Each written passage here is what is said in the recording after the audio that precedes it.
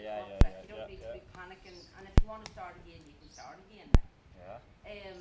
Then about being a chairman in general, with the stress of it, at home, personally, the stress of like. I wouldn't want to say that because you'll get nobody else to do the job when I want to leave. No, but every chairman has I actually don't find it that bad, to be honest. Jesus. Well, you have passion, you believe in it. Yeah, I actually don't see it as being. It's time consuming is the only thing I would say it can be a bit. That's it. Yeah, and then when you're running a business and all as well, Yeah. family and babies, it's nothing. No. But then we'll go from that then into the financial running of this club, like generally how much it costs to run the club per year. Do you have them figures? Do you know them kind of offhand? Not really, no. Not with any confidence, to be fit to say. So, do you know what I mean? I know we've spent a lot of money this year. Yeah, well, do you want to just talk about that? I don't know. Would we bring money into it? It's not even, it's just that, I think we should to a certain extent because, as Paddy said earlier, people just think, oh, it's done, and that's it. They don't know how much it is to physically get that pitch prepped every year. No.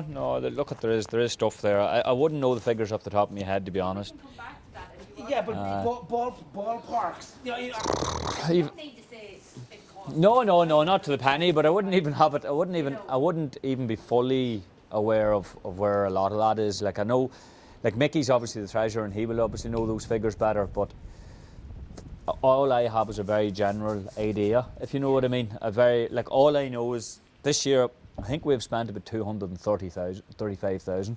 Yeah. So what we have is we've took a £100,000 loan, which is probably less now because we've been paying it. Yes. That's it. We fundraised the rest because when I came in this chair, there was no money. Yes. There wasn't a penny. No, I In know. fact, it was in the red, Yes. if my memory serves me right. So that's a lot of fundraising of 135,000, and nobody's really knowing that we've done a fundraiser. Yes. Correct. But that's been more sneaky about it, and small and regular. It goes to show you small and regular can work, because that's in 18 months that money's been raised. And here's the The man that know. chief of staff. Chief of staff is right. Here's chief of staff. There's a lot of chiefs of staff about here. It's what staff you're talking about. All right, folks. How are you? When are you? Are you all good? I'm good. Yeah. Should be ready soon enough. Oh, that's okay. Yeah. No, keep going. You keep going. What else was I going to say? But is Ciaran all right to just start Yeah, talking about yeah. So whenever we ask you a question, and Paddy could see a question that I haven't asked, and he'll ask you. Right, but okay. You always answer our question with the question. So, how old are you, Ciaran? I am. Yeah. You answer, no, not Say age. I'm Like we're 46. talking. Yeah. I'm 46 now. Yeah. Yeah. So, That's well, you're prompting with a question then. Yes. Right, okay. Yeah. Well, we'll start that way and we'll see how we get on. We'll just look Yeah. I'm not a filmmaker. And No, neither am I. I'm not a very comfortable camera person. Well, pass no remarks on it. So do you want to start telling us about your history of your involvement within this club, how you came to be about this club? I suppose we moved from Clonus to Dona in 1986, and I suppose I don't come from what people would class as a GAA family or a strong GAA background at all. I'm the only person in the club who has any involvement, and that's, as far as I know, that's even including cousins. So widespread through the family. I'm one of few. But I suppose I became involved in the club at under 12 level, firstly in hurling, which was my first sport as far as I was concerned. I preferred it, but then moved on into football as the hurling became less available, and would have started with under 12s out on the pitch there with Lexi, Jimmy Nan, Francie Tracy, Vincey McDermott Senior were our coaches at that time, and took us right through from under 12 right up to minor, and with varying degrees of success, and we went right through winning at whatever level we were in. We were competitive, and probably, I don't know how many other teams had been competitive before us, but we certainly were bringing a new energy around. And then obviously we went from there, went to play senior. A lot of us we were involved in winning the first minor championship in the club's history, and then a lot of us would have been drafted into our seniors fairly early, as young, very young players, maybe 16 or 17. It probably wouldn't happen now, but that's what we were brought through at that level, and we came through together as a strong group, and that continued right up through. And there was a core of that team still was part of the success in 2008 when we won the senior championship. So I suppose from a playing point of view, that would have been the highlight for many. I don't know necessarily if it was my highlight. I don't know if I ever really took much out of the big wins, no matter what they were. I think I was just happy to be involved more than anything, and happy to be out playing with your mates, which is really where, that's really what a club is about at the back of it all. And it's not really about winning trophies as much as anything else. It's success is very different, and it's success can be, particularly from a club point of view, success can be just surviving. You know, that's the main thing. You know, far more so than winning trophies, because if you were to take that sort of thinking, we've won one senior championship. Next year's our 50th year. That means we were only successful 1 year, and when you look around you, that's not true. So I think success is very, very different to a lot of people, and it's very important we keep focus on that too. After that, I was involved a number of years ago on the committee as well as cultural officer, sparingly in and out. Probably wasn't a role that I was best suited to, but got involved and gave me a taste of and an insight of what's happening. I was working away in England for a number of years, so wasn't involved after that. But then I got approached by a number of club people about taking on the role as chair, and that was a role. It did interest me. I felt I could bring something to the club, maybe a new energy, a new direction, a new focus, and hopefully that's what we're starting to do. And there's a lot of things, a lot of good stuff going on by a lot of people at this moment in time, and it's all about progress and the future, and hopefully that's something we can continue on. He's a fab, isn't Yeah. he? Could you expand on the success in a wee bit? And I'm going to kind of direct you on this a little bit, because one of the things that I see about St. Pat's is that it's a huge centre of the community, and it's not all about football. Like, you have a thriving club here that has thriving events that bring the community together. Could you? Yeah. A club's successful, in my eyes, whenever it's creating opportunities for people to get involved. And you can be involved in many different levels. You've participation, which mainly takes on players, but there's other ways to participate in the club, and fundraising and many other elements, and in the social element. Volunteering is the other area where we need to give people an opportunity and give people a chance to get involved and supporting us in different ways. And I think when we're doing that, and we're wide open for a lot of people to get involved and do those things, then we're being successful. We're being truly successful. If we're closed doors and people can't get in, that's not sustainable, and that won't work for us, and it won't work for any club. And I think that's one of the focuses that we've tried to bring into the club is that we continue to create opportunities through running different initiatives, particularly through our health and well-being side. That's an area that I believe we've put a lot of focus on, and is creating opportunities. It's in our mission statement, and it's in line with the GEA's. It's lifelong participation. And to do that, you have to continue to give people at all ages and all abilities something to do, and that is success. That's what it looks like, regardless of anything else. We need 10 more Ciarans, don't we? Yeah. That was fabulous. It really was. He's probably the best one yet. Yeah. Joni was great. I don't even think I need more. Yeah. I mean, I don't know how long our piece is going to be, but you've got a good backbone of it there. Yeah, that's fantastic. What I would like to do is, I just want to get some faraway shots of Yeah. there. To get the field in. Jenny, I'm going to have to ask you not to be there. Yes, I know. I know. So just give me 5 minutes. Yeah, that's fine. Do you want to finish anything else with the running of the club or anything now before? Finish up the yeah, full interview, and then I can go to Vaughan.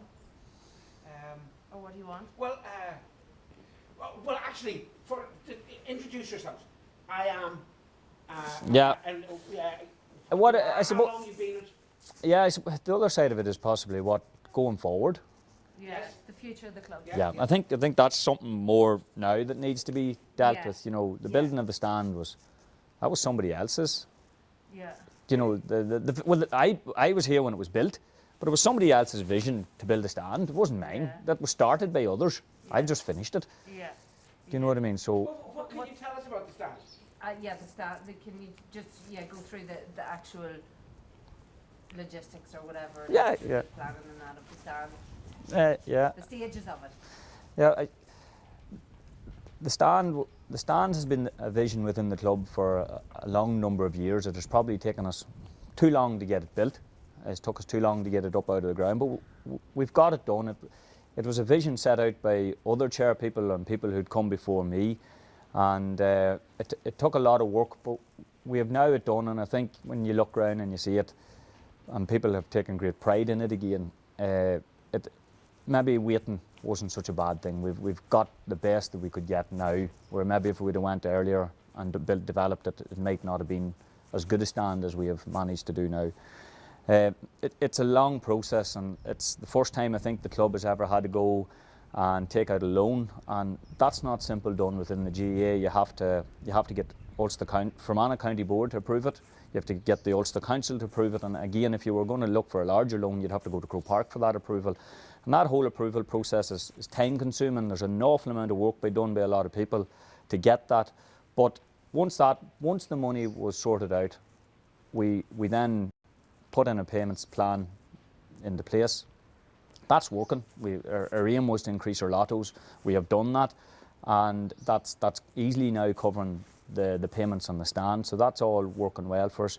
But then after that, we had to develop the stand, and we went about taking on local contractors, people who were involved in the club and have supported the club over the last number of years, and maybe ever since it was started. And we got them involved, and in fairness, their connection to the club meant that we got the best finish we could get, I believe. And it stands, you can see where people have put their time and effort into it to do a real good job, and I think it stands out. And anybody coming to the club from other clubs nearby have all commented on it, you know, and they see the quality of what we have done. And I suppose when you take a look around us, that's maybe taken on board where our founders set out. Like when they built the pitch, it's still one of the best pitches in Fermanagh. That sense of quality, that has stood to us time and time and time again.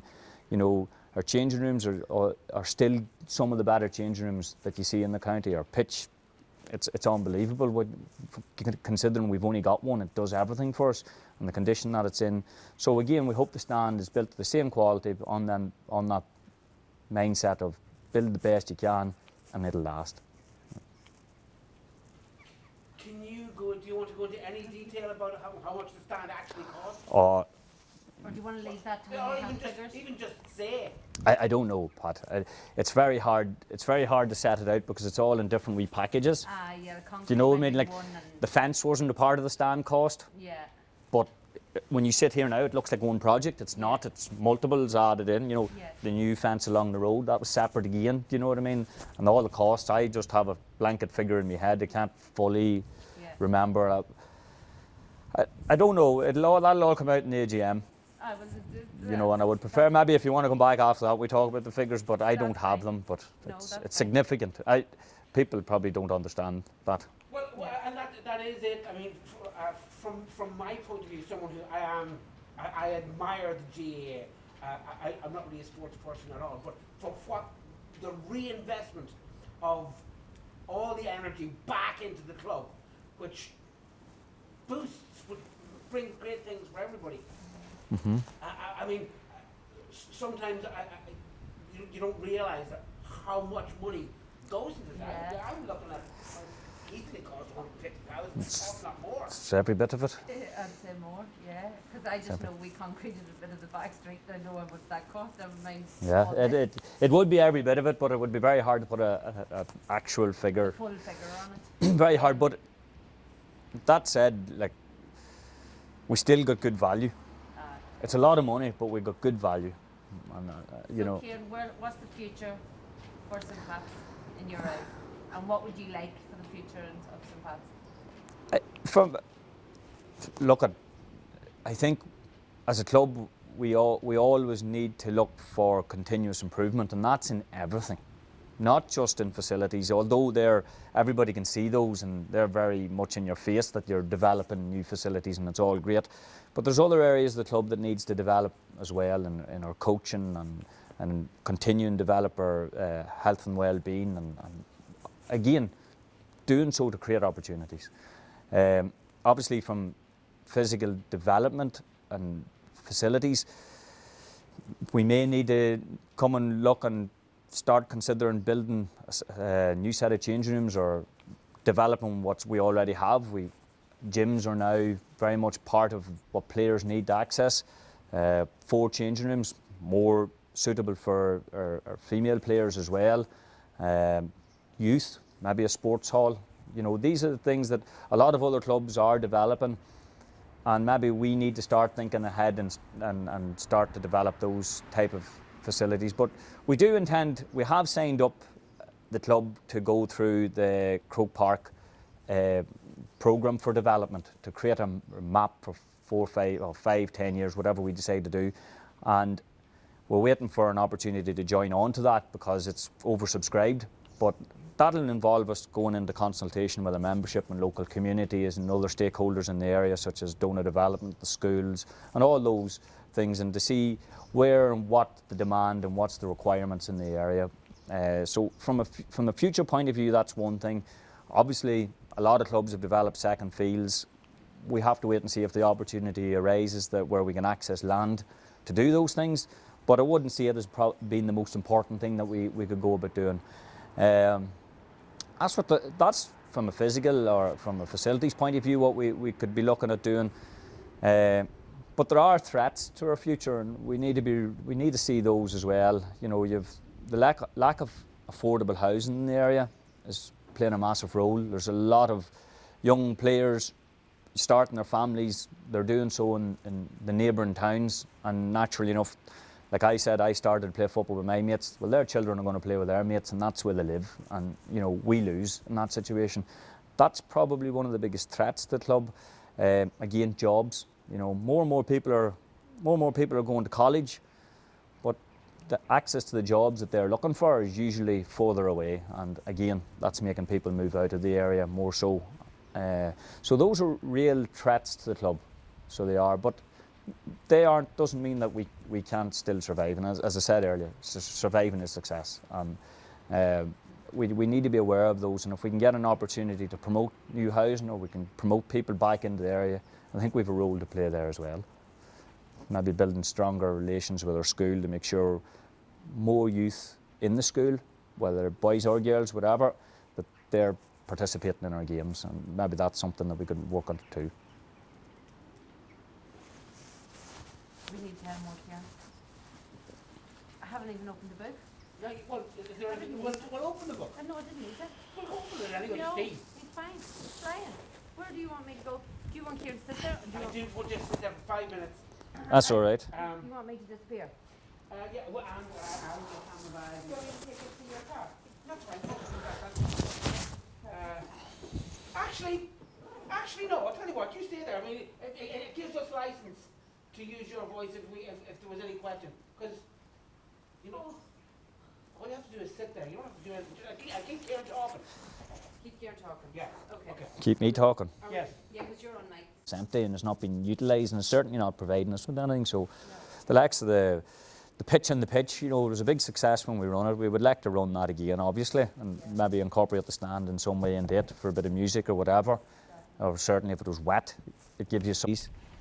And we've done Fancy and Brendan McElroy. Yeah. I'd just like to get a couple. Jimmy Nan. No, I haven't got Jimmy Nan. I need to get Jimmy Nan. I suppose more maybe in the current. Current? Yeah, Who just do you want in the current? Would we get like Kieran Leonard from this Irish perspective? well, you could do, or regards Louis and that. At least he'd cover Louis and. But again, that's very much past, and if you know what I mean, we definitely need to look at something more. Who's your biggest fundraiser? That's No, well, I would say Anne Corn in the sense that she's been, she's a strong connection to the club with her father being as involved, and then she runs a health and well-being, so she sets a lot of that other side of up. Yeah. She does the likes the knitting natter, and a lot of them wee things that are bringing in older, and she has that perspective on it then, where that's so important to her. So definitely Anne. Who else would I see? Even like a Jerry Cadden Yeah. or Ogie, whatever maybe. Yeah. So with the way, I had Jerry or Ogie in my head anyway because of the Johnny. Like. Yeah. I'm just trying to think who else from Because I want to sort of. a younger perspective maybe. The more the here and the now, because. Minors, because you want them there, like you want them. Yeah, well, look, we had hoped to get fill the stand with all the players of all the ages in their jerseys, But with COVID, we haven't been fit to do that. We'd hope to get them all out into the jersey in form of a 50 and get a drone to go up. Yeah, Mully has it there. He actually did do drone footage there a couple of weeks ago. But, get the drone to go up and get that overshot of it, then shaping the 50 for the 50th year. But again, we're very restricted in what we can do. Yeah, we can't do a lot of things we'd hoped to have done. That's what I'm saying.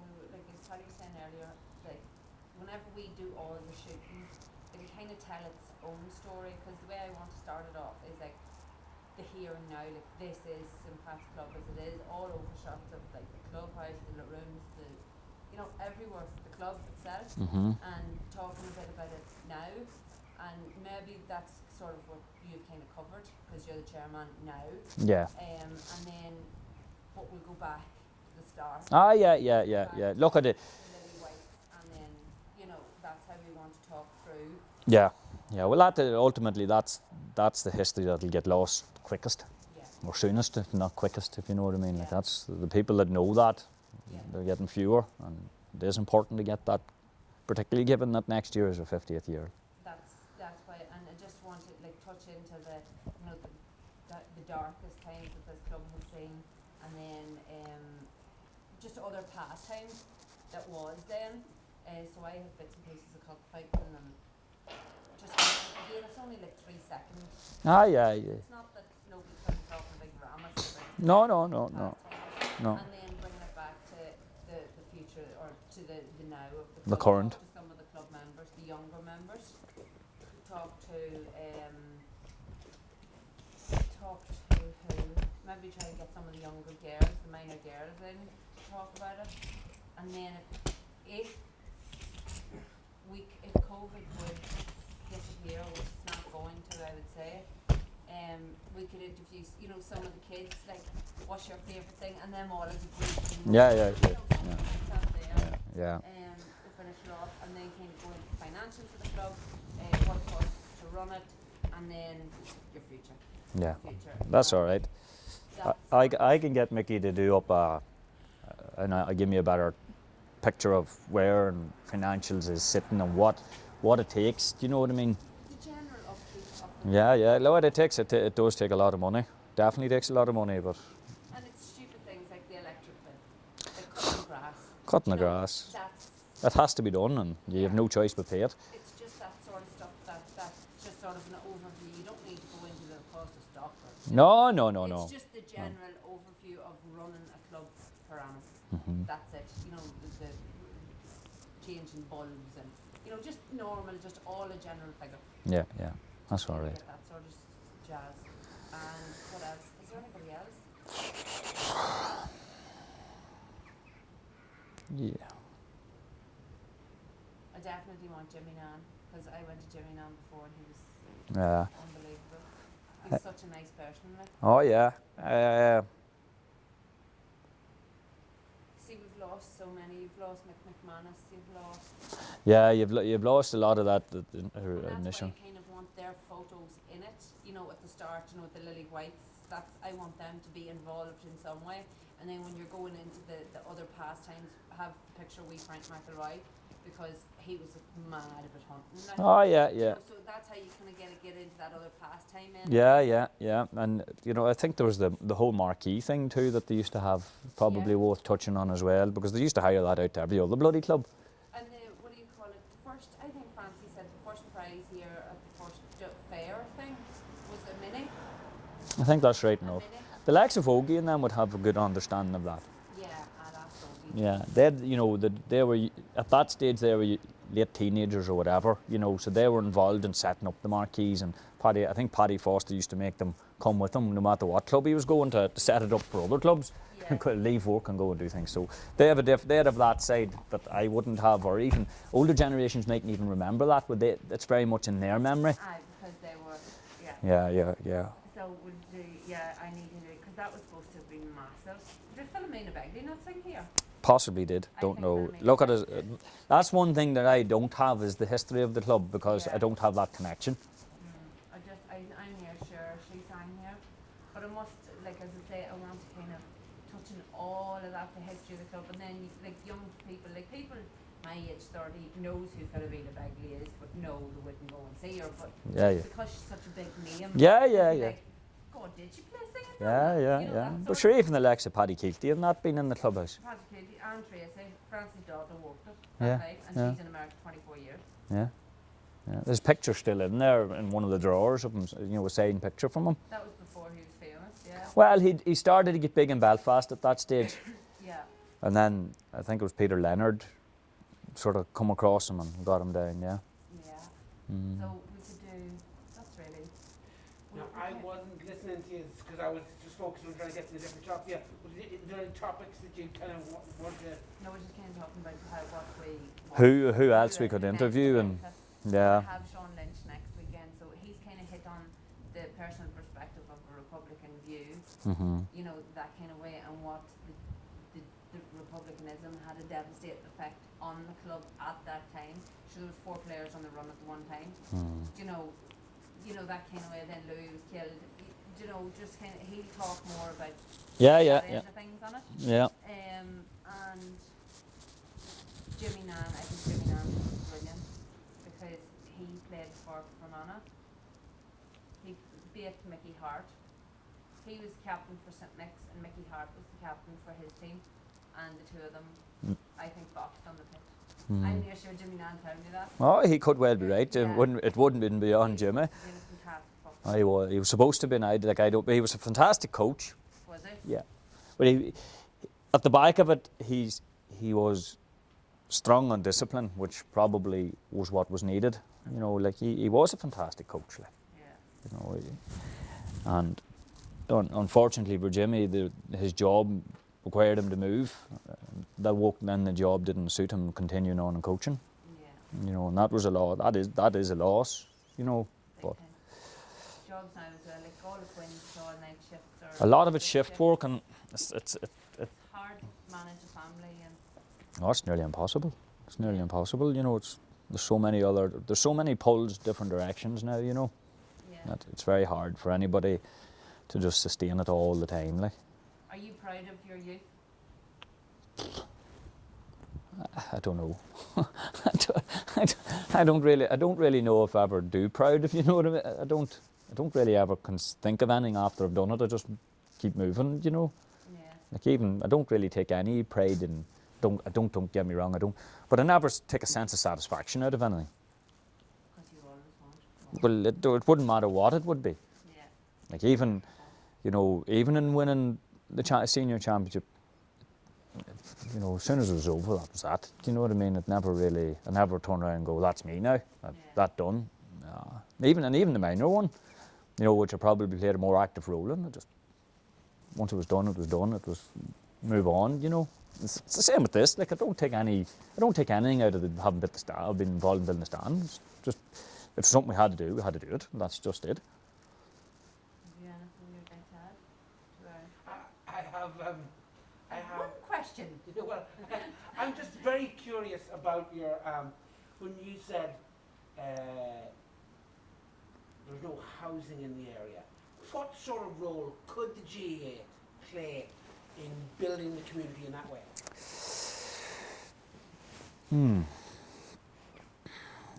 Well, regards the housing, the local development association and ourselves have spoke with some of the housing associations with the possibility of getting additional housing in the area. But there's land right beside us that's up for that's developing. I suppose we can't really go out and build the houses, or maybe we could, but we can't, you know. But we certainly shouldn't. We shouldn't be blocking anything. We shouldn't be holding anybody back. We should be encouraging at all the times to get the houses built and to keep people in the area. You know, we have had meetings with the man that owns the development ground, and we have encouraged him to start sooner rather than later. There is a demand there. We know there's a demand. He might not know that. You know, we do know there is, because the players are telling us, the senior players are telling us that they would love to be living back here, but they can't get back here. And it's, you know, the likes of those houses that's been built in the Maguire's Bridge and the Lisna Skis that are at entry level for young families, that's what we need. You know, it's not just social housing we need, we also need first-time buyer houses and get people back in. But the planning laws that were, you know, they have had a devastating effect on rural communities, you know, pushing people in towards towns, not allowing single dwellings to be built unless you're a landowner, or, you know, and there's certain restrictions around that. That's having an effect. You know, they came in, 10, 15 years ago now. They're definitely having an effect. And all rural clubs, not just ourselves, it's right through. And that's kind of the point that I'd like to try and tie in, that the smaller clubs are keeping the community alive, but the bigger powers are trying to make everything urban centres. And just the whole rationale in that is taking people away from the land is just such a terrible thing. Yeah, you know, so what the club sometimes, some of the problems are too big for any one club to fight, but we certainly would probably want more support from the GAA as an organisation with a bit of clout to lobby, or to at least certainly put pressures on local governments to try and allow for rural people to maintain a rural lifestyle. You know, that in essence, you know, that's what the GAA is about. And they maybe need to be a little bit more vocal or a little bit more forceful on that.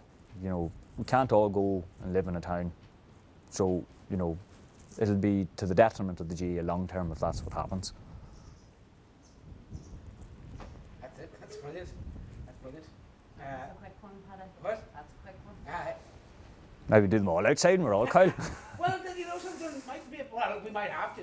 Yeah. Past 12, Paddy. Just don't do what you don't do. Don't do an hour. Boom. Here can you get more people like you? Because I know Jerry Cadden's going to be a nightmare. I What? know he's going to be a nightmare. He's going to pluck socks clean off me. I know he is. And do you not remember this? I know Jerry as well. Exactly. Yeah. He's going to just No, chop but the that's all. knacker off That's all right. Yes. That's all right. You get to relax. There's nothing wrong with that. He's natter away. I had an idea, to back up one of your points about people not being able to get land around the area. Yeah, Kevin McGorman. No. Well, he is one of the people that I'm referring to in, you know, he's had to move out of the area to access housing, or to suit what he wanted to build his own house. He had to move out of the area. His son, Seb, did start playing football here, but didn't fit in because he wasn't in with his mates. He's in school in Adamsea, so now he's up moving in Adamsea. That's a threat to the club. But that's repeating itself over and over and over. That's not a one-off. That's repetitive. That is the threat that I'm referring to. That's happening all the time. You know, we've that happening in so many places, that, in particularly in the last 3 or 4 years. Or maybe I've just become aware of it in the last 3 or 4 years because of my role in the club. Maybe it's been happening for a long time and I was unaware of it. But it's certainly a massive threat to us, like. You know, and you can't blame the parents. They have to do what they have to do. Do you know what I mean? But the children should play with their mates, and that's why since I've come in as chair, we've never once blocked a transfer out. If a child wants to play somewhere else, go on ahead. You know, it's more important to play the game than anything else. And that's why he's a very successful chairman. Yes. We believe in you. A pity we couldn't get the other clubs to see it our way, because they're blocking transfers to us, left, right and centre. So, we'll have to fight it a different road. There's other ways to... Every fight can be won. You might just have to change the angle. Well, kill all the other clubs. no. Our first one is to try and change a rule, Yeah. and we intend to propose that at the county convention this year. And in failing that, it's going to be a long haul. But basically, there's one youngster in particular, and they're not fit to play football. Well, they can't play football. They don't want to play at their home club, and they've made it. They clearly want to play here. They've trained all year, knowing they can't even play. You know, they've played and kicked and played with their lads all year. We've just given them a temporary home till we find a solution. So, but it's not coming very quickly. But the other club, I don't know. They've nothing to gain out of it because he's never playing for them again. So. The logic behind it. Yeah. Hmm? Fear. Yeah. Fear is the logic. Here is the devil. Sure, that's what we're all living now. Yeah. But they're living in fear of that if they let one go, then another will go and another will go. But maybe if you create an environment people don't leave, be more time being better focused, wouldn't it? You'll always get an odd one, but if they don't fit, they don't fit. No point holding them back. I think I've definitely got enough. Yeah, that was very good. Very good. I do think that was very good. Are you related to Ciaran McMahon? Grandson. Grandson. So we are then therefore cousins of some description. Probably, yeah. Have we discussed this before? I think we have, Pat, aye. Yeah, it's alright. I'm bad at remembering that. Yeah, the little conversations. Because we have the spade mill would have been on the farm that. Oh, actually no. There's two. It was the spade mill was in two places. It was at Lackey, Yeah. right? But prior to that, it was at what was it? Oh, it's out by Inverloch. There's a cross of Shannock. And the spades, even when they were made in Lackey, were still called Shannock. Yes. But that, even though Shannock's it's like a townland further on up, but they always held on to the Shannock name, you know, because that's where the original mill was. And then they moved down to Lackey. Very interesting because I'm doing a history thing on Clonus. And I know I refer to the spade mill at some stage, and I didn't know that about the Shannock, why it was called the Shannock. Yeah, well, that's it. Was originally at Shannock Cross, Yeah. and that's Where is Shannock Cross though? towards Inverloch. So do you know when you come up out of Lackey, you turn right. Yes. The house there is still. I think there's a two-story house just after Shannock Cross on the left-hand side. Yes, there is. I know exactly. That's. what you're talking I think that'd be an auntie. I mean, father still lives there. I still think that house about. is. That house is now empty. Aye, but it would have I been. think the one Gabriel. up on top of the hill. Yeah, that Gabriel would have lived in that area for a long time. She'd been Gabriel McMahon, and her father would have been John Pat, who would have been Granda's brother, but he passed away early, so Granda was left. He was last at the spades, you see. But I'm not fully sure what stage John Pat passed away. I don't know that. And I don't know whether the connection is to the McMahons that. The McMahons that are related to our McCabe's or where that. I do know we do have a full family tree. It is drafted, but it's in an uncle's house down in Maynooth, Daddy's brothers. And I'd say there's more chance of you getting it than me. Why that? Not just. Families. There's no falling out, but there's just very little communication at the same time. You know, just went different ways. So it goes. Yeah. Give him a button and say, any chance of a photocopy there? But sure, even Granda Smith's, Captain Smith's. Captain Smith would be my great grandfather, and he had a diary, and it had every single day he wrote what was in his diaries, and he kept them for a long number of years, and they sat in their house for years and years and years.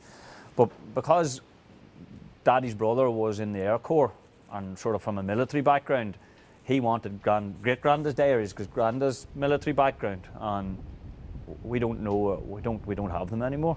The books disappeared. Brian McDonald, you know Brian McDonald?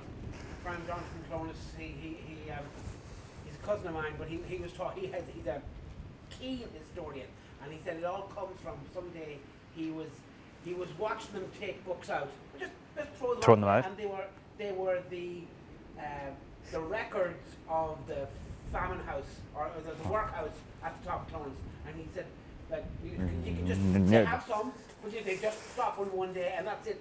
All the well, we've all the ledger books still from the Spade Mill. They're at home.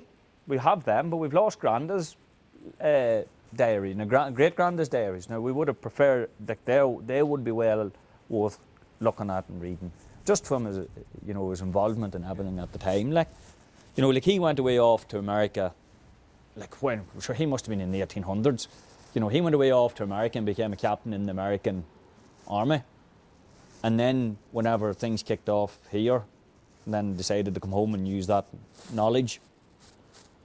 Here, yeah. And then he got ambushed. He got ambushed in Aniala outside Castleblaine. He lost an eye. He was shot in the eye. But there was one of his fellas that was with him was killed in that ambush.